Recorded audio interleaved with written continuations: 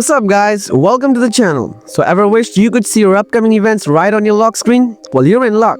In this video, I'm going to show you how to display your calendar events on your iPhone's lock screen. So without any delay, let's dive right into the process. First of all, open the Settings app on your iPhone.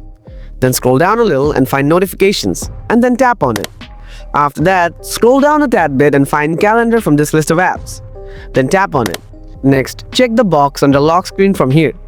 After that, tap on Show Previews and select Always. Now go back to the previous page, scroll down a bit, and tap on Customize Notifications.